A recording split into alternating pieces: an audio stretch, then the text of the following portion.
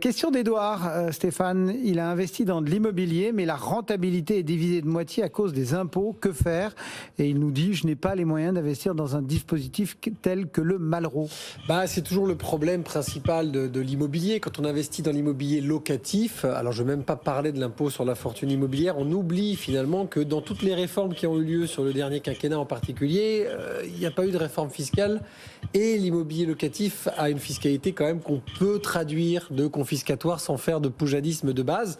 Donc ça veut dire que pour un client qui aujourd'hui a une tranche d'imposition au moins de 11%, c'est-à-dire une grande partie des gens imposables et qui possèdent vraisemblablement comme votre auditeur déjà de l'immobilier avec des loyers, il n'a pas 36 solutions. Évidemment, le dispositif Malraux, pour ceux qui le connaissent, c'est un dispositif de loi de défiscalisation, de réhabilitation des centres-villes sauvegardés, donc c'est plutôt réservé en général à des fiscalités assez lourdes, puisqu'on achète. Il y a le Malraux et les monuments historiques. Voilà, on achète des mètres carrés très, très, très chers, puisqu'en fait, on réhabilite avec les bâtiments de France. Donc, le conseil naturel que je pourrais donner à Christophe de mémoire est plutôt d'utiliser un mécanisme. C'est Edouard, mais c'est pas grave. Edouard. Bon, c'est un mécanisme, on va dire presque comptable, qui est le déficit foncier. Très simple, vous avez des loyers, vous pouvez déduire un certain nombre de charges, des intérêts d'emprunt dans la limite des loyers, puis ensuite des travaux, des frais de gestion, des taxes foncières et pas taxes d'habitation, ce qui vous crée un déficit foncier que vous pouvez reporter sur vos revenus imposables.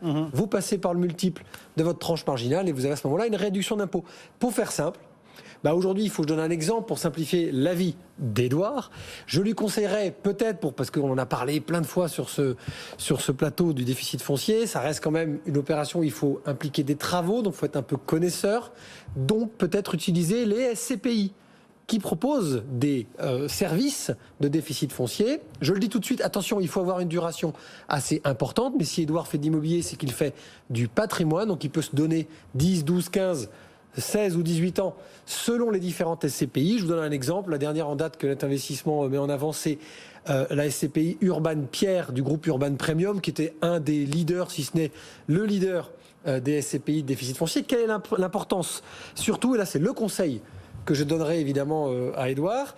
Là, on est sur des SCPI qui sont plutôt des SCPI qui tournent autour du résidentiel, ça veut dire de l'habitation, et vous savez, les commerces de proximité qu'on a en général au rez-de-chaussée des immeubles d'habitation qui sont construits et qui sont mis en location. Pourquoi? Parce qu'en fait, finalement, c'est un marché qui n'a pas subi de révolution complète suite à la crise Covid, qui n'en subira pas non plus. Donc finalement, c'est quelque chose qui a été assez sécurisé. Les rendements 2020 par rapport au rendement 2019 n'ont pas été chahutés, puisque l'administration française a choisi, quoi qu'il en coûte, de soutenir le particulier locataire. Bon, maintenant, pour faire très simple, grosso modo, dans la majorité de ces SCPI, et c'est le cas d'Urban Pierre, 54% de l'enveloppe que vous allez investir ira en travaux. Donc vous pourrez les déduire. Donc plus vous avez une tranche d'imposition importante, 30, 41, 45, et auquel il faut rajouter évidemment 17,2 PLS, plus vous allez avoir une réduction d'impôt qui peut être importante si on la rapporte au montant de l'investissement. Quelqu'un qui est à 45, qui déduit 54% de l'enveloppe de travaux, si on prend ces 45 et on y ajoute les 17,2 de prélèvements sociaux, c'est comme s'il avait 33% de réduction d'impôt sur l'enveloppe qu'il investit dans la SCPI. Donc c'est plus intéressant à ce moment-là qu'un Malraux qui s'arrête à 30. C'était pour faire ce petit rapprochement que j'en parlais. Donc n'hésitez pas. On vise évidemment les villes françaises moyennes avec des potentiels locatifs très forts. Alors je ne vais pas vous les citer, vous les connaissez. Bordeaux évidemment, mais Lyon, Angers, Rennes, Nantes, qui sont des villes finalement visées par Urban Premium pour aller chercher, vous savez, cette classe moyenne plus, qui finalement est un bon locataire et qui n'est pas encore assez mature dans son patrimoine pour acheter sa résidence principale. Donc mon cher Edouard, on n'hésite pas, SCPI Urban Premium, Urban Pierre, de Urban Premium. Je vois le regard de Christian. Évidemment, on ne met pas tous ses œufs sur une SCPI de déficit foncier, puisque l'argent se doit d'être bloqué jusqu'à la fin de la vente du dernier bien. Alors, de cette SCPI. C'est pour ça que vous trépignez? Non, pas du tout. Alors la question, plus fondamentalement, la question d'Edouard, et je vais revenir sur ce que vient de dire Stéphane, mais la question d'Edouard, elle est essentielle. Pourquoi? Parce qu'effectivement, l'immobilier locatif est un excellent sous-jacent pour s'enrichir, puisque la pierre est le seul actif qu'on peut acquérir à crédit. Ouais. C'est vrai, mais comme disait Stéphane, très vite, lorsqu'on n'a plus rien à déduire sur le plan fiscal, peu d'intérêt d'emprunt, c'est vrai que là, c'est un effet, je dirais, négatif motif de la baisse des taux, comme les taux sont plus bas, on a moins d'intérêt d'emprunt. Et quand on n'a plus non plus de travaux à déduire, on est rattrapé par les impôts qui peuvent très vite monter à 50-60% du montant des loyers bruts. Alors, quelles sont les possibilités? Une des stratégies, celle évoquée par Stéphane. Après ça, vous avez plus autre possibilité, c'est de vendre les biens immobiliers locatifs les moins rentables et de partir sur une autre opération en direct, avec notamment acquérir un bien qui nécessite beaucoup de travaux. Et là, attention, et c'est là où je voulais en venir, un petit conseil très pratique.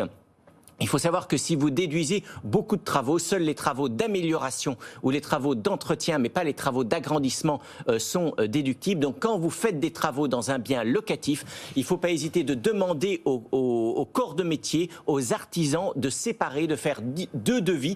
Un devis électricité, plomberie, maçonnerie, pour tout ce qui est travaux d'agrandissement, et ce ne sera pas déductible. Et tout ce qui est amélioration, et qui là sera déductible. Et ne pas hésiter aussi à prendre des photos pour se constituer un dossier. Il faut bien savoir que si vous déduisez des montants très significatifs de travaux, il y a de fortes chances que vous ayez des questions simplement qui vous seront posées par l'administration fiscale. Et donc il faut être à même d'apporter la preuve que vous êtes bien dans les clous. Donc il faut des photos et il faut des devis, je dirais, qui distinguent bien ce qui est déductible de ce qui ne l'est pas. Et en pratique, c'est pas si simple.